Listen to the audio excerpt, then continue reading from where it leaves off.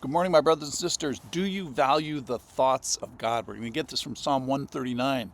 We've been in Psalm 139. It's kind of a long psalm with beautiful things in there. First, it asks, is God too close for comfort? Yes, He is. You've searched me and you know me, and I kind of squirm about it.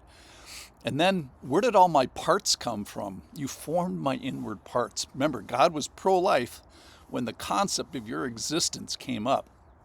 And your form was established and your value was established long before you were knitted together. And somehow your soul knows this. So the greatest witness to me of the existence of God is the existence of me. The greatest witness to me of the existence of God is the existence of me.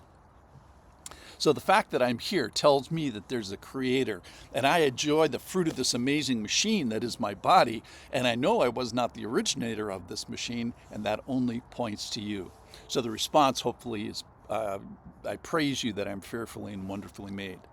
Okay, so today, do I value the thoughts of God? Another way of saying it, do I value what God values? I get this from Psalm 139, verse 17. How precious to me are your thoughts, O God.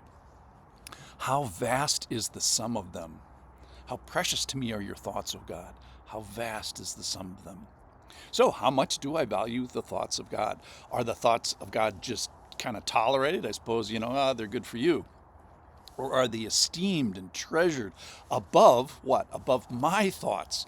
So we should approach, hopefully we approach the courts of God with humble thoughts and this posture of, I could be wrong about the way that I am thinking.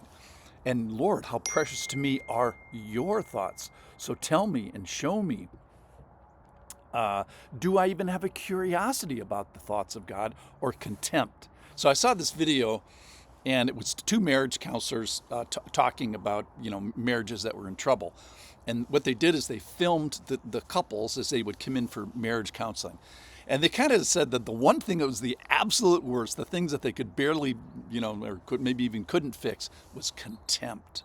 One person having contempt for the thoughts that were being expressed by the other. And they actually had this like physical, smirk where one person would be talking, the other person would be contempting. So, so this relational contempt is disregard and devaluing and like disregarding even the thoughts of the other person, which means you devalue the other person. So let's run with this a little bit and let's talk about the implications of having the thoughts of God not in the treasure category, but in the trash category. So if the thoughts of God are not prized and they're out of favor and off the radar, then verse 17 can't be true. How precious to me are your thoughts. So what would be the implications of the preciousness and the value? How would I know that they're valuable to a person? Well, or to myself. Well, I'd give the thoughts of God opportunity. I'd give the thoughts an ear to be heard.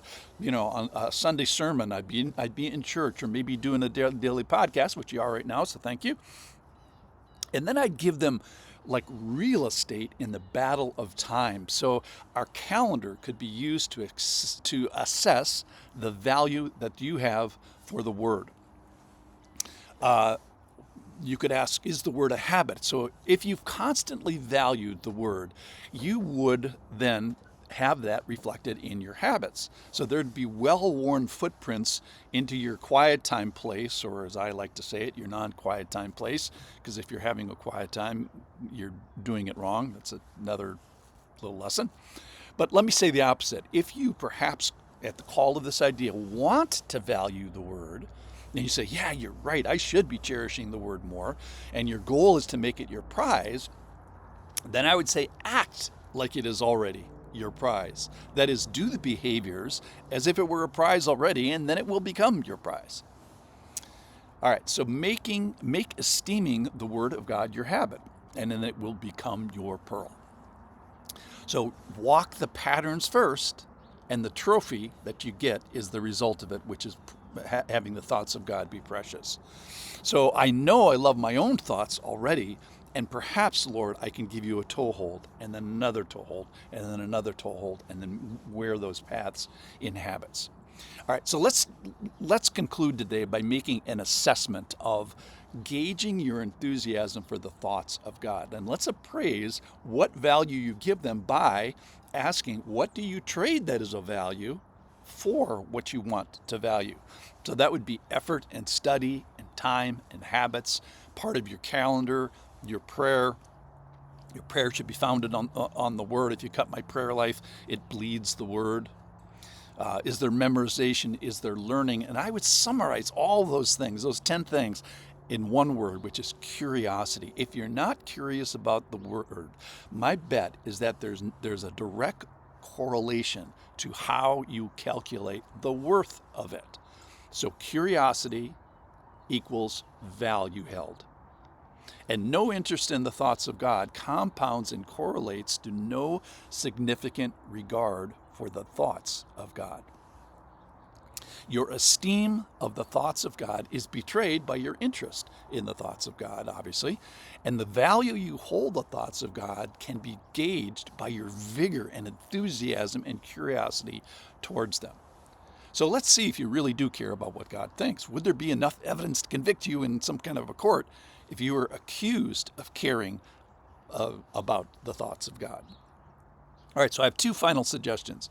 If you don't value the thoughts of God much, I would say, first of all, begin to have the habits as if you did value them, and soon you will value them. And then secondly, how might God respond? This would be his best day if he heard someone say, Lord, I wish to treasure your thoughts. Will you help me? So that's the final thing, is let's just ask God, Lord, please help me to value your thoughts more, to treasure your thoughts more, and let me hold them as precious. Thanks for listening.